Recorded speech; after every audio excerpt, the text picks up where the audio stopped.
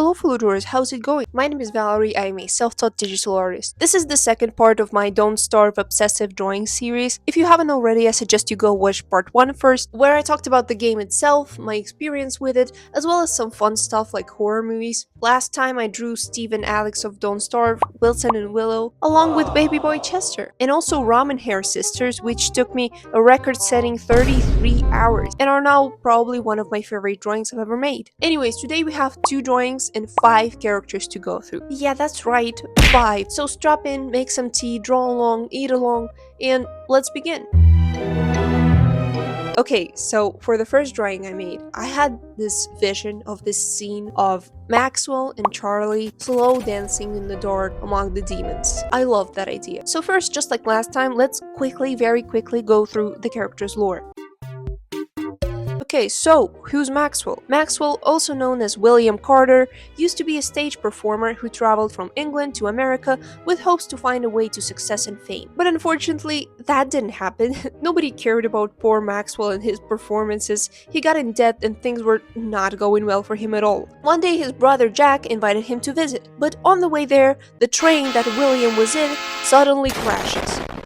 Luckily, no one died, but one man went missing. Can you guess who? Yeah, that's our boy William. Everyone assumed he was dead and moved on because it's not like anyone cared about or liked him either way, but against all odds, he wasn't. He's actually very much alive, which he let his brother Jack know about in his letter, where he also told him that after the train crash, something changed. He finally felt like he was onto something, and said that he found a book of sorts. And things indeed did change, seemingly for the better. William was now free of all his debt because, well, he's supposed to be dead, and dead men don't have debt.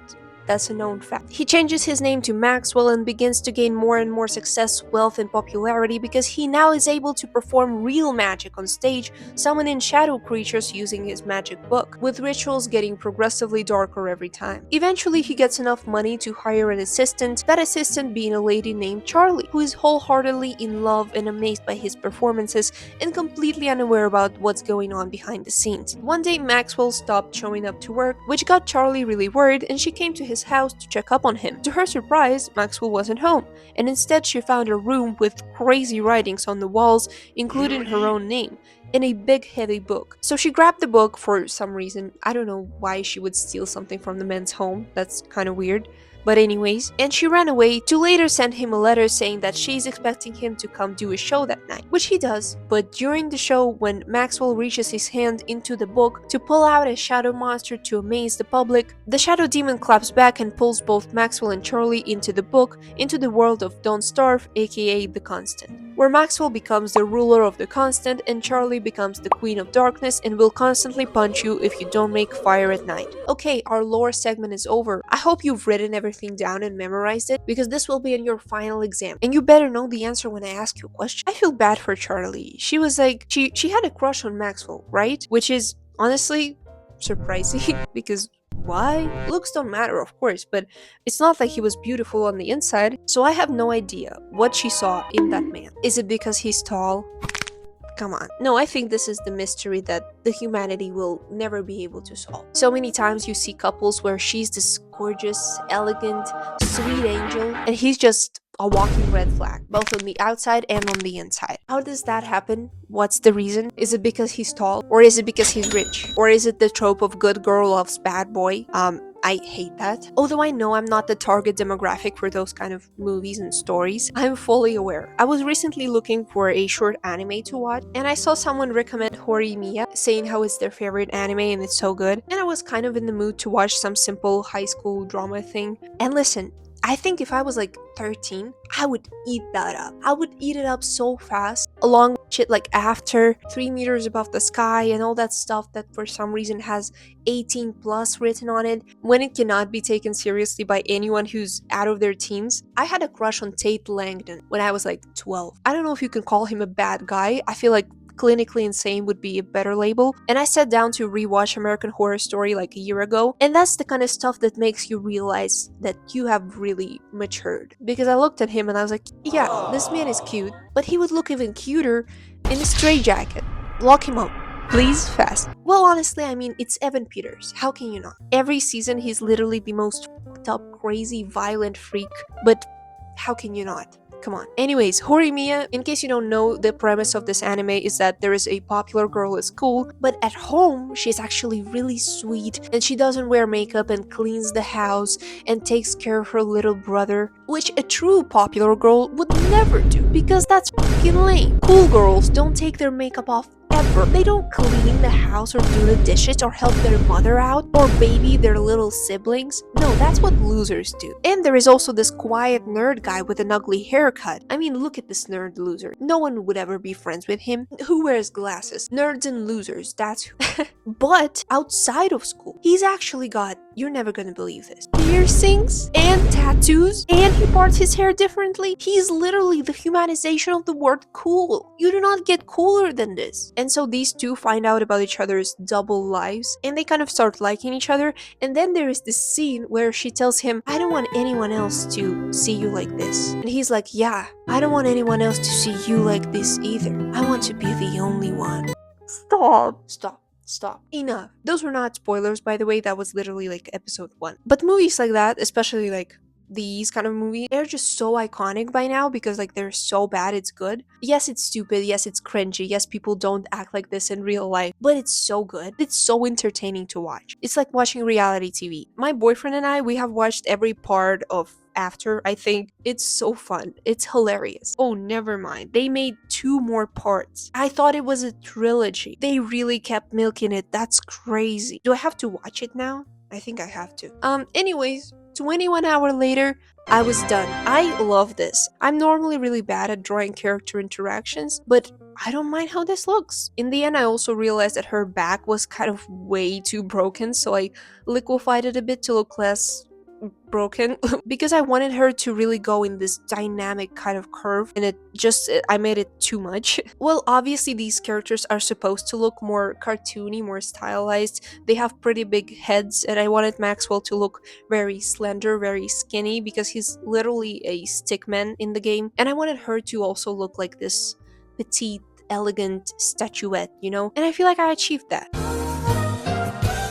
Alright, so last time I asked you for suggestions, and there were a lot of suggestions for characters you wanted me to draw, and I think every character in that game deserves a fan art because they're all amazing. But that would take ages, so I had to choose. But even then, I couldn't really make a choice, so I decided to shove 3 characters into one drawing. This idea, this composition just popped into my head and I couldn't get it out. I knew I had to go with it, even though it kind of seemed complicated to me. The characters in this drawing will not be portrayed in their regular, basic, boring form, however, because I got so fascinated with all the Don't Starve costume sets. Have you seen how many of them there are? And they are all so gorgeous. Those are not Genshin skins, where a new skin looks almost identical to the original costume. They just slapped a bow on top and changed the colors. No, here the costume totally changes the entire vibe of the character, and I love that. I know that probably takes way more time for the developers to completely redesign all the characters, but it is so worth it. All of these themed costume packs are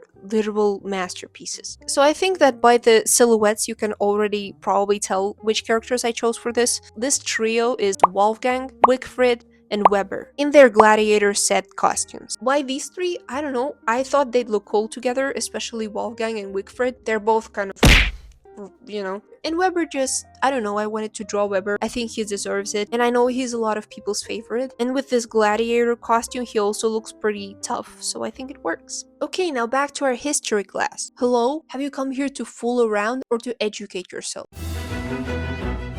Let's start with the strong boy, the big boy, the juice. In his glory days of being a circus actor, he was undoubtedly the strongest boy on stage. He could lift weights with 100 on them, or even 150 in both hands. Even an elephant is no big deal for this juiced-up man, unless a little rascal makes his way on stage, scaring the man to death, to the point where he forgets that he's supposed to be holding an elephant.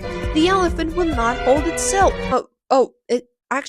It actually will. In fact, it holds itself pretty perfectly. Well, That was awkward. The audience didn't like that, and Wolfgang and his troupe get booed off stage. That sure doesn't feel good. If only he was stronger. Then he could actually lift the elephant by himself and throw it in the air and catch it and throw it again. And he wouldn't have to lie to people. Now everybody thinks he's a puss. What do you do with that? The circus leaves town and hits the road, when suddenly a wheel breaks and they get stuck on a railway. Thankfully, they manage to get the elephant out of the carriage, because in a few moments a train will crash that carriage into chips. Wolfgang wakes up and looks around to see the broken carriage and burning train wagons. Can you guess what train that is? He turns around to see a man stuck under a wagon. Can you guess who that man is? Wolfgang runs up and tries to lift up the wagon, but to no avail, when suddenly shadows wrap around his arms, increasing them in girth and infusing them with great power. But with great power comes great responsibility, because using that power, he takes on the responsibility of setting free the future king of the constant. Yeah, that's Maxwell, if you still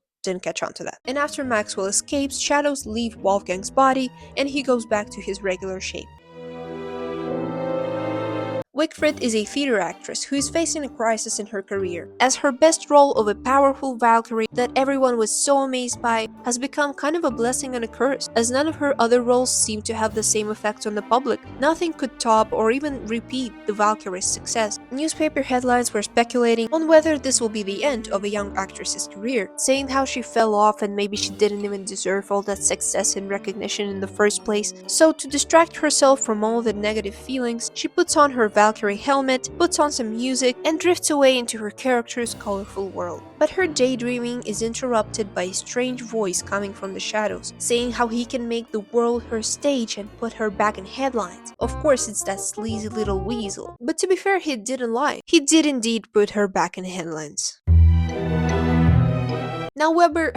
Poor little guy. Weber did not always look like this. In fact, he used to look like any normal human boy who desperately wanted his father to pay some attention to him and spend time together. But his dad would lock up in his office busy with work and science, which is really sad. That's bad parenting. One day his dad gets delivered a package, and the delivery guy is freaking Wagstaff, so we know it's something weird, possibly illegal. So at night, the boy decides to sneak into his father's science room to see what he's been hiding there. He sees that strange cage covered with a blanket and knocks it down, probably out of spite and to get his father to finally pay some attention to him. The glass breaks, and from underneath the blanket crawls out a huge black spider. Spider jump, spider attack, boy faint, boy wake up, boy spider now. Weber runs out of the science room and stumbles upon his mom and dad, who got woken up by the noise. However, they don't recognize their son. Mom gets scared and dad starts screaming and swinging his candle at the creature, which scares Weber away and he runs out into the night forest. It's really sad. It's pouring rain, it's cold. Weber crawls under a fallen tree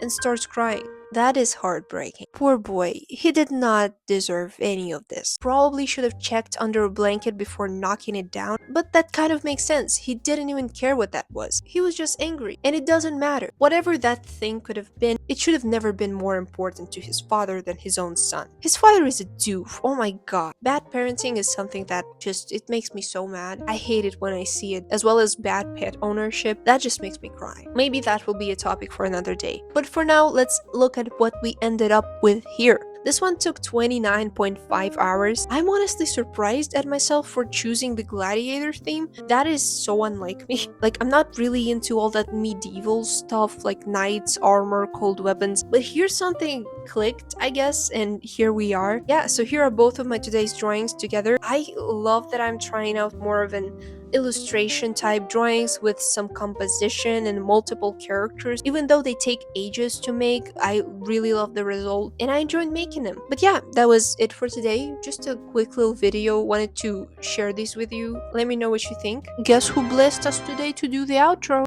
If you enjoyed this video, then press like, subscribe. I have other drawing and talking videos like this on my channel, as well as some tutorials that you might find useful, so you can go watch those if you want. Or if you just want to look at the art that I make, then you can check it out on Instagram, Quora, or here on YouTube Shorts. And good night, good day, goodbye.